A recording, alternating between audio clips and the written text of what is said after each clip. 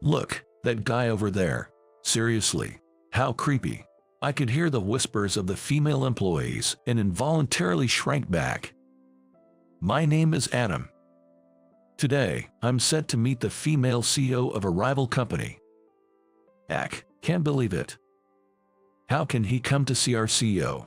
With every step across the floor, I could hear the cold whispers of the female staff, and it made me wonder if I'd done something wrong. But if I hadn't acted back then, who knows what would have become of this company's CEO? People can complain all they want. I haven't done anything wrong. Repeating this to myself, I found myself standing in front of the CEO's office. It all started a few weeks back.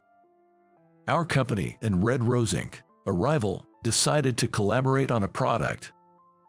The company I work for primarily designs and sells shoes for men. While we do have a women's shoe design department, in terms of quality and popularity, we lagged far behind Red Rose Inc. That's when they approached us for a collaboration. What's more, the collaborative product idea came from the CEO of Red Rose Inc. herself. My manager told me the CEO of Red Rose Inc. had fallen in love with a shoe I designed. She specifically requested that I design a pair of high heels. Until now, I have only designed men's shoes. Can I even design high heels that would satisfy women? While in doubt, I paid a visit to Red Rose Inc. Their building was impressive, with large glass walls, white marble floors, and such a dazzling aura that I almost expected to hear shimmering sound effects. The receptionists, all seated prominently on the ground floor, were all stunningly beautiful.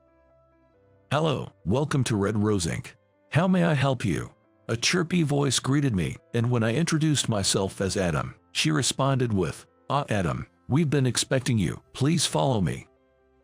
She flashed a warm smile and began to walk. Following her, I could hear the distinct sound of her heels on the marble. Everywhere I looked, stylish women wearing high heels dominated the scene, making me feel slightly out of place. Not many male employees here, huh? Yeah. This place doesn't seem too comfy for guys. Trying to make small talk, I made that comment, and the receptionist replied with a nod. I laughed awkwardly, thinking that must be the secret to their success in women's shoes. I've heard rumors, but Red Rose Inc. really is dominated by women, huh? Yes. Our company's motto is to create a workplace where women feel most comfortable. I absolutely love working here. She gave me her brightest smile. Upon reaching the top floor in the elevator and entering the CEO's office, I saw a beautiful display of women's shoes. In the center of the room, a woman was admiring a pair of those shoes. That's the CEO of Red Rose Inc., Mrs. Mary Johnson. "It's nice to meet you." "Oh, you are already here." When I called out to her, she looked surprised, then gave me a warm smile. That smile made my heart skip a beat. "Please, have a seat over here. I'll get some tea ready." "Thank you." Urged by the president, I took a seat on the sofa. The president returned, carrying a tray with a rather expensive-looking tea set. The tea poured from the teapot had a delightful aroma, and even with my limited knowledge, I could tell this wasn't just any ordinary tea. "Here you go. It's minty. I hope you like it." "Thank you." My boss wouldn't even make coffee for himself to drink. It felt like we were worlds apart. As I marveled at the elegance, she presented a sketchbook. It had a detailed drawing of the shoes I designed. "What is this?" "Actually, I've been sketching your shoes as part of my research. They have a simple design that doesn't strain the feet, and surprisingly, they match any outfit. They might not be flashy, but they're versatile. I would like to create shoes that look good on anyone and stand out wherever they go. That's my goal." "That's wonderful." Her eyes lit up. Maybe I got a bit carried away by her enthusiasm and said something slightly embarrassing. Just as I thought that, she took my hand and squeezed it firmly. "Please design shoes for our company. They don't have to be flashy. Shoes that look good on anyone, no matter what they wear." She seemed a bit excited, her voice raised. "It's a privilege to work with someone like that." However, I still had some concerns. I couldn't let them go unspoken, so I voiced my concerns. Your company is popular among women for its shoes. I believe you have many talented designers who understand women's desires. We do have a lot of talented designers, but their sensibilities don't align with the current concept. They only look at selected people. They think only beautiful women should enjoy fashion. There was a time I too pursued beauty above all, but that's not enough. Every woman has the right to enjoy fashion. I recalled the stylish women I saw on my way to the president's office and found myself nodding in agreement. When I asked them to design shoes that would fit any woman, they scoff, saying it's the fault of those who don't make an effort to look beautiful. That's pretty harsh. I felt a bit sorry for the downcast CEO. No matter how beautiful someone is, making such a statement is off-putting. So, why did you choose me? Your shoes are wonderful. They have a charm that we lack. Shoes that anyone can wear and feel stylish. Your shoes have given me back my passion, which I had almost lost. The smiling president looked very attractive. Who wouldn't be motivated by such praise? All right, let's create the best shoes together. I replied with a smile, and she beamed back at me. Little did we know then that a huge commotion was about to unfold.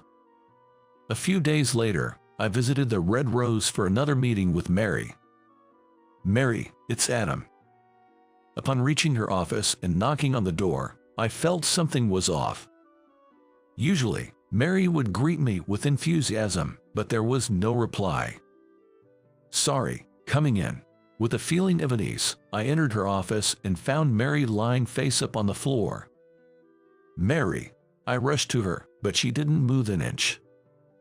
Hoping against hope, I placed my ear to her chest, but there was no heartbeat. I felt the blood drain from my face. My hands were shaking, but I remembered the AED training I had during a certification course and quickly called the secretary's desk. What? Mary's collapsed. Please call an ambulance right now, and if there's an AED, bring it. I quickly instructed the secretary on the phone and tried CPR on Mary. But her heart didn't budge.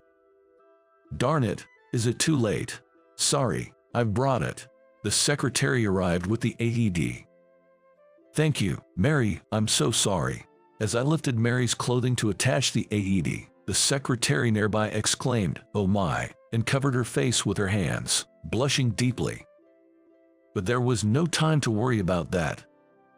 I immediately attached the AED to Mary's chest and activated it, causing her body to jolt with a loud zap.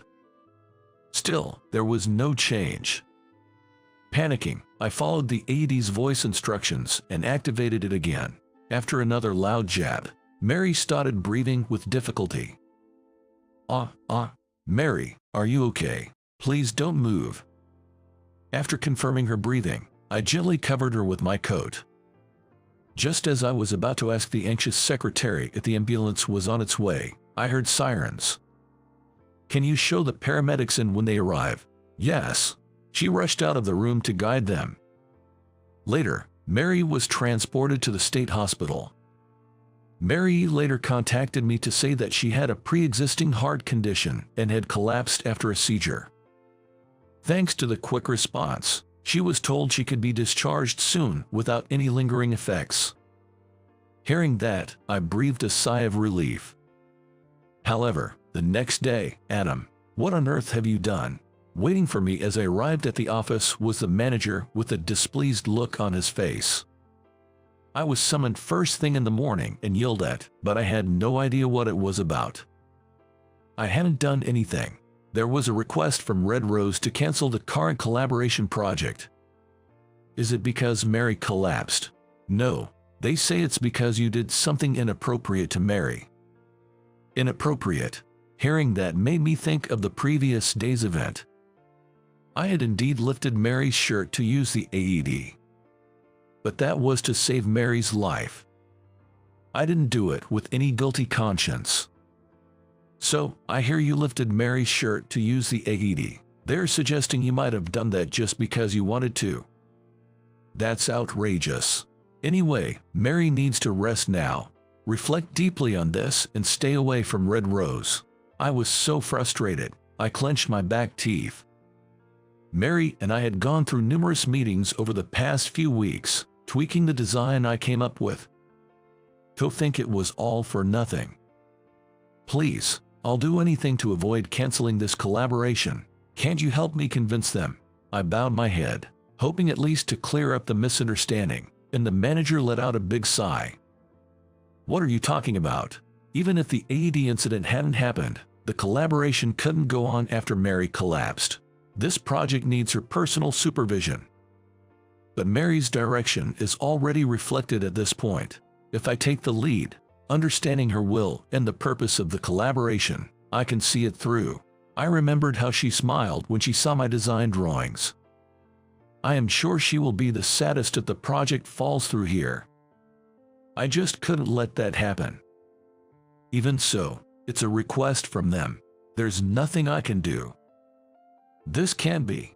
The manager turned his back on me to end the conversation. Just then, his cell phone rang. Who could that be at this time? At Mary. He stood up with a loud noise, taking the call in a flustered manner. Yes, so the project will continue, correct? Understood.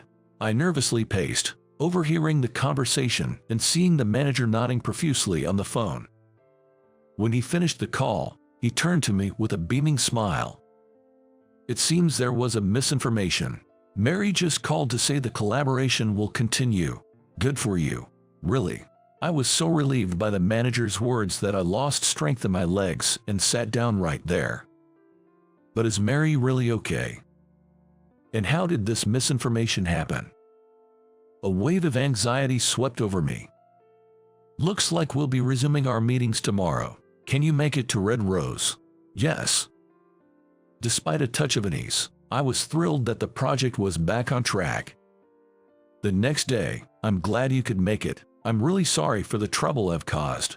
I had no idea my chronic condition would flare up like that. No, not at all. I'm just relieved that you're safe. As I entered the CEO's office, as usual, Mary was the first to apologize. But really, I'm the one who should be apologizing. Even though it was a misinformation, there must have been real concerns about the AED incident and suggestions to scrap the project altogether. Despite the emergency, I had caused her trouble. I'm truly sorry about the AED incident. It seems some of our employees were upset. Upset because you saved me. I was taken aback when Mary showed her anger and then made a call to someone inside the company. So, the project mishap wasn't just a misinformation, was it? Gather everyone in the hall immediately. I have something to say directly. Gone was her usual calm demeanor. I was shocked by the sight of Mary raising her voice. Sorry, I need to take care of something. Should I? I'll be back in about an hour. Can you wait for me? Yes, of course. Mary left the room with a look of apology on her face. Months later. We did it. We finally succeeded. We had managed to create a prototype of the high heels. The heels were modest in height, and we used a beautiful wine red color. They're beautiful. I've always wanted something like this. Mary sighed dreamily as she looked at the shoes on display. She really does love shoes. That day, Mary held an urgent staff meeting to clear up the misunderstanding about me regarding the AED. She explained that I hadn't lifted her clothes with any ill intent. I was quite surprised when some employees apologized to me after the meeting, but I was glad the misunderstanding was cleared. They were probably just jealous of your talent. You think so? I wonder if I'm really such a talented designer to be envied. I don't know about that, but what's certain is that shoes must be designed with the wearer in mind. Maybe they just didn't understand that essential point. Would you like to try on the prototype? It's exactly your size. Really? Mary's face lit up at my offer. She took off her black pumps and slipped on the wine red high heels on display. Wow, these are much more comfortable than they look. Watching her walk around the room in the high heels, I felt relieved that this project had finally come together. There's a mountain of work ahead, like planning the sales strategy and advertising, but I believe we can overcome it together. I want to see her smile more. With that thought, I psyched myself up internally.